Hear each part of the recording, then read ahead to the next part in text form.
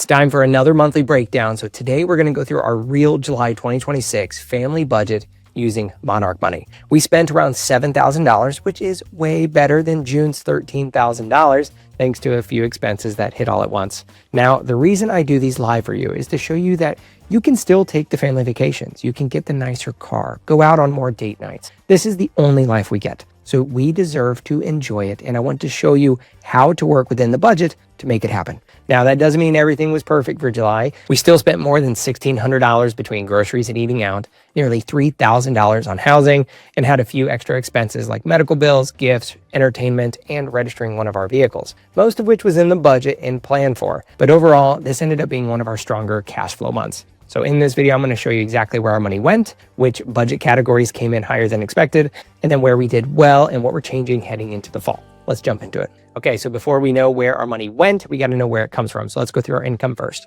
First, we go through our paychecks. It was a 5 paycheck month since we do get paid weekly. So that's why you'll see this higher than in previous months. So we had $10,343 that we pay ourselves in a W-2.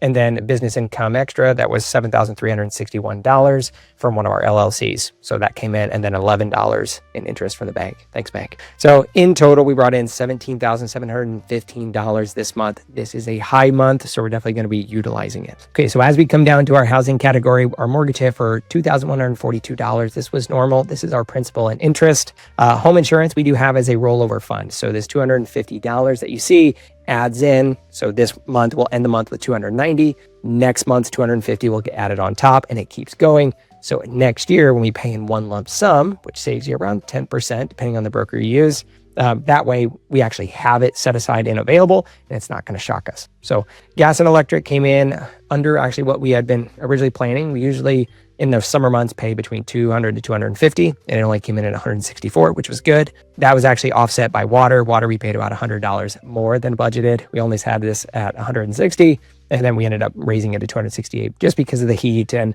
the lack of rain we've had. We had to run the irrigation a little more than normal. For this home improvement budget, we are planning a home renovation here in the future. So I am setting aside $500 a month into this rollover fund that's going to keep compounding until it hits about $10,000. And then we'll start getting quotes from contractors once we're serious for that little mini renovation. That way we have it aside, and it's not going to be something we try to finance or get a HELOC, or none of that. So we're kind of pre-planning it. Pest control, we do have a pest control guy that comes. They charge $127 every other month. I don't like seeing 1 month high, 1 month low. So we only set aside $63 per month, and then we roll it over. So as they charge it, we already had it pulled out of the budget, and it kind of just levels out those peaks. And then lawn care, we had $250 there for our lawn care. So this brings us down to auto. So for those of you that have been following along, we actually started a savings challenge earlier in the year, probably late last year, going into February, March, where we were able to actually save up this auto payment as kind of a prepaid forward payment plan, similar to like an auto loan, but without the debt. So we were able to set aside so much with just what was left over in the budget. We traded in my wife's car and got her a new one for her birthday. So it's very possible. I recommend if you have like an auto payment, pay it off. Then when you go to upgrade your car, do it beforehand, where instead of being forced to pay a bank one fee, say $500 a month, and if you miss it, they just take your car out from under you, and how do you get to work? I would recommend setting aside $500 a month into a fund that then rolls over, or Monarch Money has a goal feature, it does the same. That way you can start saving ahead of time for that upgrade that you already know is coming in 5 years or even less. So in case times get tough, you can just save that money saying, hey, I don't have $500 to set aside this month for the vehicle 5 years from now. So I'll save that, put it towards this emergency that hopefully is just a one-time thing, and then start again next month, and no one's going to take your car. So I pre-plan all of our future car expenses. Now for auto insurance, we used our broker, which ended up saving us a ton of money if you saw last month's video. So we actually lowered this down from $150, $200 down to $100. And now we're going to reutilize that extra money that was budgeted towards either other categories or investing it for retirement. Auto maintenance, if this is not in your budget, you need to put it in there. You will have oil changes. You will need new tires, let alone in case of any accidents or have to do any, big repairs. So definitely put in some money, $100, $25, something here to where as it racks up in this rollover fund, if something were to happen, You have it. It's already set aside. For me, I had to buy a new set of tires for my car, and that was $1,800. We had it already set aside. So $150. Now we have $2,200 set aside. So if I need a new set of tires, or I have to take my wife's new van in to get an oil change, it's all covered here. We just take it out of this budget as we continue saving in case something happens. Vehicle registration, same thing. In our state, they actually base it a little weird. It's not just a flat fee. It's based on the purchase price of the car and the year. So it could be $600 to $700 per vehicle per year. You don't want to get a $1,200 bill in August all of a sudden for something that wasn't planned. So we set aside $125 a month here. We actually had to register one of our vehicles this month, and it only ended up being $105. So that comes out, added to the $125, and this actually increased from $180 to $200. So we're still setting aside for the future bills for our other two cars. And then my car is a Tesla, so we had some Tesla electricity that we used at a supercharger, so similar to gas. So we paid $52 there, and then we did have to go into town to a farmer's market here this last month, so we paid $5 in parking. Okay, so this is one of our favorite categories. We are foodies, so we spend a ton of money on food. So our grocery bill, we end up blowing it out. I mean, we set aside $700 almost every month, and we usually hit it. But we have my mother-in-law with us, and she wanted to have a full month of special meals made, and right off the first week, we ended up spending like $500 just to start off the month within the first week. So obviously, as the month went on, to be able to restock, we ended up going over, which is fine. We have the budget. So that got reallocated, $1,014. We're going to zero that out. And then $498 for restaurants and $122 we spent on fast food. How I do fast food in restaurants is a little different. Restaurants are anything where you actually go and sit down, and then fast food is for anything you actually bring to the house or grab as you're coming home from work. So if I order Olive Garden to the house, a DoorDash, that's actually fast food. But if I go sit down in Olive Garden, taking my wife out for a dinner, that's a restaurant. And the main reason for that is I get very busy. So I noticed that I stopped going out as much on dates with my wife or taking our kids out to dinner to enjoy a meal. So this helps me stay on track and make sure that I set aside money specifically to take them out of the house to go enjoy a meal. So we originally only budgeted about $400 for the month for this. We went over by $100. That's okay. We'll try to bring that back down. But we went $400 here. And the budget for fast food was originally around $200 to $250 because we do get fast food on the go quite often. But we were able to cut this down so I could allocate it more towards that restaurant budget. So try to even it out as much as I can. But as you can see, we still went over $1,600 for the month just in food. Pretty crazy. And then for bills, these are pretty normal. I mean, $88 in subscriptions because we do pay for quite a few subscriptions for the TV, all the different apps. And then phone, we actually dropped this down by going to a family plan. So it went from $160, $170 that we were paying back down to $139. So this comes down to our travel budget. If you are a traveler like us, I would highly suggest creating a budget here. If you know you want to take a vacation every year, every other year, every third year, put something here. Enjoy yourself. If you want to spend $100 a month towards this travel fund, $1,200 a year, you may not be able to enjoy a lot with $1,200, but you save that up into next year and you have $2,400 to go on a very nice Christmas vacation because you were intentional about it. And now you have a budget to work within so you can actually enjoy yourself and you're not kind of watching or putting it all on the credit card, hoping to pay it back with PTO money. So I highly suggest saving it forward, putting it into a separate savings account. If you use like Ally or SoFi, if you want to put it someplace where it's not touched and it's ready to take out when you're ready to enjoy yourself. We put $1,000 a month here. We spent a little bit, $60 worth on what I deemed was like, okay, that's a travel expense. So we have $4,841 moving over into August, and then we'll put some August money with it. So we'll have over $5,000 set aside for a vacation we're taking next month. So hopefully guilt-free, we just get to enjoy ourselves while on vacation because of this. Entertainment recreation is $192. We ended up going to see the new Moana movie with the family, and between tickets and food while we were there, it ended up being $192.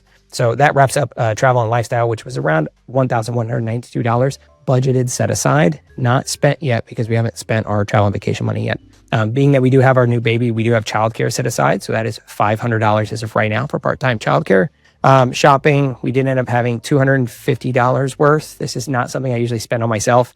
We had to buy some more stuff for the babies. So so we ended up spending $250 here. And then health and wellness. If you have ever had a child, you know the medical bills never stop. So we allocated $500 a month here. We end up getting a couple bills in the mail. So we paid $325. So now we have a rollover fund of $10,629. So we're just waiting for all of it to go through our insurance and then see what we owe coming out of it. But hopefully we have enough money set aside to be able to cover the entire birth between the wife's bills and the baby. So that's why we're setting aside here. And then dental work.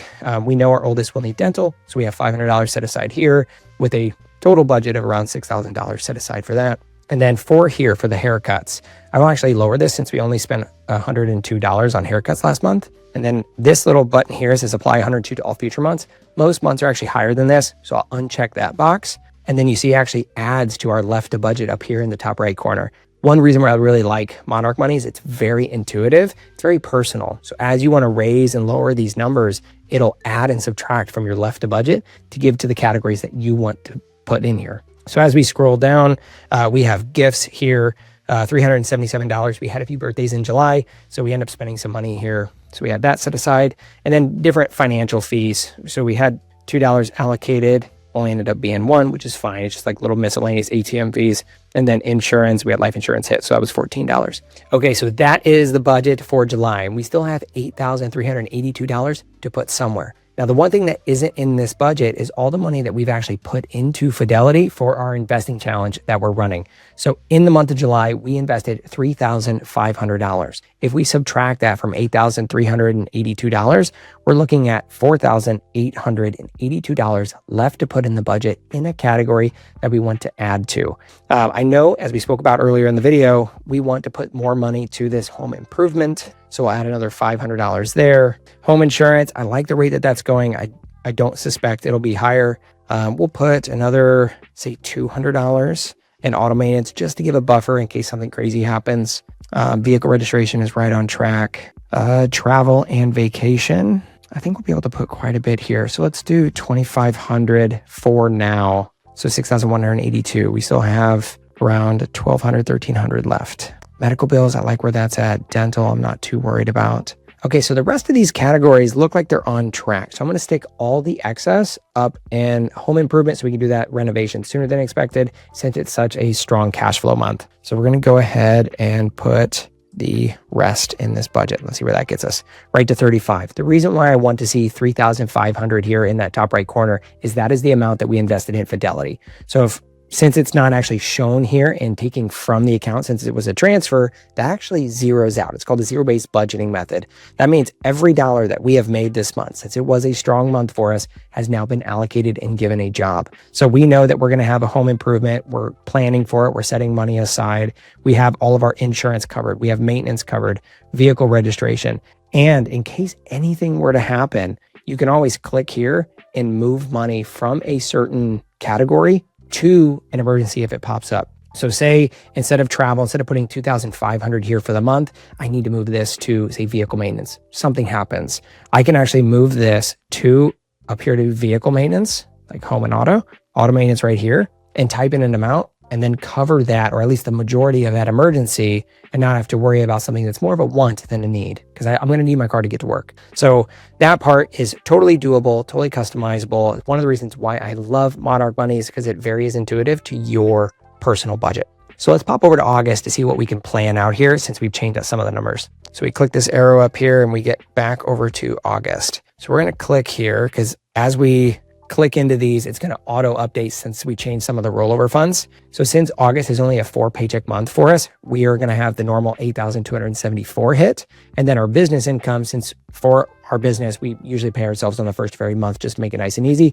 Most of that is already hit. So as we scroll down here, mortgage, $2,142. We know that I'll actually probably post on Monday, so we're not worried about that. That just hasn't posted yet.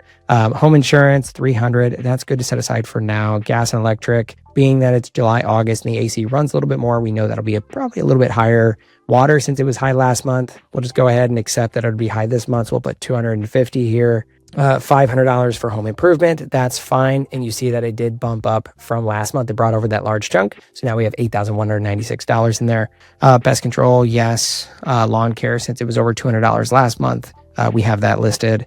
Auto payment, none. That is key. Auto insurance, we have set aside. Maintenance, vehicle registration, all of these look good. Back down to 700. I'm going to raise that to 850 and we'll watch it as the month goes on, just since we blew through it so much last month. Restaurants, we'll leave at 400. We actually did already go out to eat. So we have 49 already spent for this month, and then $13 out of fast food budget. Knowing this is 200, we're going to try to actively get this lower so we could do more restaurant expense. So I could take my wife out a little bit more. Phone subscriptions, travel, that all looks good. Same. Since we actually are taking a vacation in August, we'll watch this to see if more needs allocated. I doubt it. I'll actually probably take away from the travel and vacation fund, or leave it in there as it rolls over to a future vacation for next year, just depending on how this budget shakes out throughout the month. Childcare, we have $600 planned. We can actually lower that to 500 is what it's been, and we'll leave that box checked saying move to future months. Shopping, we'll leave it at 100 for now, even though it's been a little higher with the baby needing new clothes, diapers, all that fun stuff. Medical, still putting money away just in case until we get that last bill. Things never stop coming through.